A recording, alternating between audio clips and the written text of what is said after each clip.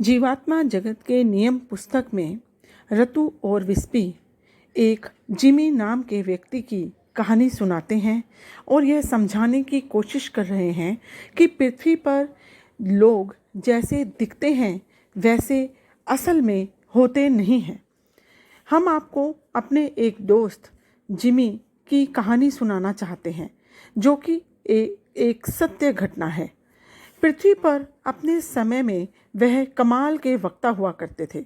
यहाँ जिमी नाम के व्यक्ति के बारे में वो बता रहे हैं कि जो जिमी अंकल थे वो अपने समय में पृथ्वी पर बहुत ही अच्छे वक्ता थे और बड़े आकर्षक व्यक्तित्व के थे। वह दुनिया को यह दिखाते थे कि वह बहुत ही भली आत्मा है और किसी को नुकसान नहीं पहुँचाते। वे हमेशा यह दिखाया करते थे कि उन्होंने बहुत से लोगों को खाना, कपड़े, रुपए, पैसे और रोज़गार देकर मदद की। वह नियमित घंटों प्रार्थना करते थे। उनकी पत्नी और उनके बच्चे भी उन्हीं के जैसे थे। वह अपनी पत्नी के हमेशा गुणगान किया करते थे। वह सुंदर थी लेकिन बुद्धिमान नहीं थी। उनके बच्चे स्कूल में तोता रटत पढ़ाई करते थे, पास होते थे। अपने बच्चों से उन्हें बड़ी उम्मीद थी और वे उनके बुद्धिमान होने की बड़ी प्रशंसा भी करते थे। तो यहाँ पर जिमी व्यक्ति जो था वह पृथ्वी पर कैसा था इसके बारे में वो बता रहे हैं कि वह बहुत से व्यक्तियों की मदद भी किया करता था और वह अपने आप पर, अपनी पत्नी पर, अपने बच्चों पर भी बहुत ही उनके गुणगान करता था, उनकी तारीफ करता था कि मेरे बच्चे बहुत बुद्धिमान हैं। कहावत है, जैसा बाप वैसा बेटा। उनके बच्चे उन्हीं के नक्शे कदम पर चलते थे और लोग उनकी बड़ी प्रशंसा करते थे। वे बहुत अमीर और प्रतिष्ठित थे और बड़े लोकप्रिय भी। इसलिए लोगों के लिए यह बात बिल्कुल तय थी कि वे सीधे स्वर्ग में ही पहुंचेंगे।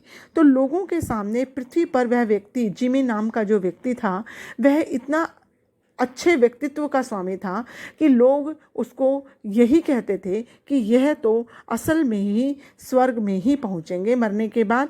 मतलब वो इतने अच्छे उनके कर्म हैं और वो इतने अमीर और प्रतिष्ठित आदमी हैं, लोगों की मदद भी करते हैं, तो वो सीधे स्वर्ग में ही जाएंगे।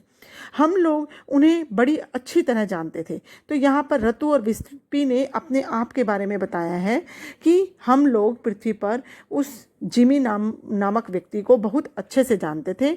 जिमी अंकल की मृत्यु के समय हम पृथ्वी पर जीवित थे।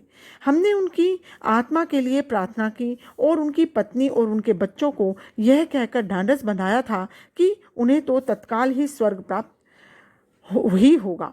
तो जब उनकी जिमी की मृत्यु हुई थी तब रतु और विस्पी दोनों जीवित थे और वे अब बात कर रहे हैं, जब वो खुद भी जीवात्मा जगत में हैं, तो वे अब ये कह रहे हैं कि जब हम जीवित थे तब हमने पृथ्वी पर रहकर एक मनुष्य की तरह उनके बच्चों को यही दिलासा दी थी कि जो आपके पिताजी हैं वो सीधे स्वर्ग ही पहुँचे होंगे। हम भी कितने मूर्ख थे। पृथ्वी पर लोग किसी की सच्चाई जान ही नहीं पाते। जीवात्मा जगत में आने के कुछ ही समय बाद हमें जिमी अंकल की याद आई, सो हमने अपने लोक में उनकी तलाश करना शुरू कर दिया। क्योंकि हम दोनों छठे लोक में थे। जब हम उन्हें नहीं ढूंढ सके तो हमें लगा कि उन जैसी भली आत्मा को जरूर सातवें सर्वोच्च लोक में होना चाहिए, क्योंकि हम उन्हें विस्मित करना चाहते थे। इसलिए हमने विचार शक्ति के जरिए उनसे संपर्क नहीं किया। लेकिन जब छठे लोक में वे हमें न मिले तो हमने अपनी विचार शक्ति को सातवें लोक की ओर प्रक्षेपित किया और उन्हें पुकार कर कहा, जिमी अंकल, हम यहाँ जीवात्मा जगत में हैं, कृपया छठे लोक में आकर हमसे मिलिए। हमें कोई जवाब नहीं मिला। रतु ने कहा, विस्पी, वह जरूर सातवें लोक से भी ऊपर चले गए हैं, क्योंकि वह बहुत बड़े धर्मात्मा थे। इस पर मैंने कहा, बिल्कुल हो सकता है, हम अपनी उच्च भली आत्मा से पूछेंगे। जीवात्मा जगत में नए होने के कारण हमें उन्हें निम्नतर लोकों में जाकर ढूंढने का विचार नहीं आया। हम उच्च भली आत्मा के पास गए और जिमी अंकल के बारे में पूछा। श्री उच्च भली आत्मा मुस्कुराए और बोले, वह न तो छठे और न ही सातवें लोक में है। जब तुम लोग निम्नतर लोकों में जाओगे तो वहां उन्हें ढूंढने की कोशिश करना। हम सन्न रह गए। हमने कहा, मान्यवर, यह तो असंभव है। वह बहुत ही भले मनुष्य थे, हमसे कहीं ज़्यादा भले। उन्होंने मुस्कुरा कर जवाब दिया, हाँ हाँ, मैंने सुना, लेकिन फिर भी जब मैं तुम्हें निम्नतर लोकों में किसी काम से भेजूंगा तो तुम लोग उन्हीं वहीं पर ढूंढना। हमें बुरा लगा और हमारी इच्छा हुई कि उच्च भली आत्मा को जिमी अंकल के बारे में बताएं, पृथ्वी पर किए गए उनके सत्कार्यों के बारे में बताएं, लेकिन हम चुप रहे क्योंकि श्री उच्च भली आत्मा हमसे बेहतर जानते थे। कुछ देर बाद श्री उच्च भली आत्मा ने हमें बुलाया और कहा, मैं तुम दोनों को अपने दोस्त जिमी अंकल की तलाश करने का अवसर दे रहा हूँ। मैं तुम्हें एक काम दे रहा हूँ, निम्नतर लोकों में जाओ, अपना काम पूरा करो और तब उन्हें ढूंढने की कोशिश करो।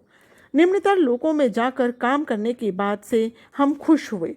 तीसरे लोक में अपना काम खत्म कर हमने जिमी अंकल को पुकारा, लेकिन कोई जवाब नहीं मिला। हम खुश हुए, वापस अपने लोक में लौट आए और श्री उच्च भली आत्मा को हमने सब कुछ बताया। श्री उच्च भली आत्मा हंस पड़ी और उन्होंने कहा, विस्पी और रतु, मैं चाहता हूँ कि तुम लोग उन्हें ढूंढो ताकि तुम कुछ ऐसा सीख सको जो तुम्हारे बड़े काम आए। इसलिए मैं तुम दोनों को इसकी अनुमति देता हूँ और तुम्हारी सुरक्षा की भी व्यवस्था करता हूँ। अब दूसरे लोक में जाकर उन्हें ढूंढो और उनसे पूछो कि वे क्यों वहाँ हैं। हमें बड़ी हैरानी हुई और हम डर भी गए क्योंकि कभी किसी काम से हम तीसरे लोक से नीचे नहीं गए थे। श्री उच्च भली आत्मा ने हमें अपनी सुरक्षा का भरोसा दिलाया और हमें नीचे भेज दिया। सुरक्षा की व्यवस्था बहुत ही बढ़िया थी। कोई हमें देख नहीं सकता था, न ही हमें नुकसान पहुंचा सकता था। उस अंधेरे और डरावनी जगह में हम जिमी अंकल की तलाश करते रहे। आखिर वे हमें मिल गए। उन्हें वहाँ उस स्थिति में हताश और दुखी पाकर हमारे मन को बड़ा झटका लगा। हम केवल उन्हें ही दिखाई पड़ रहे थे और हमें देखकर वे हैरान हुए। वे यह सोचकर बड़े शर्मिंदा थे कि वे हमारे सामने बहुत बुरी आत्मा साबित हुए।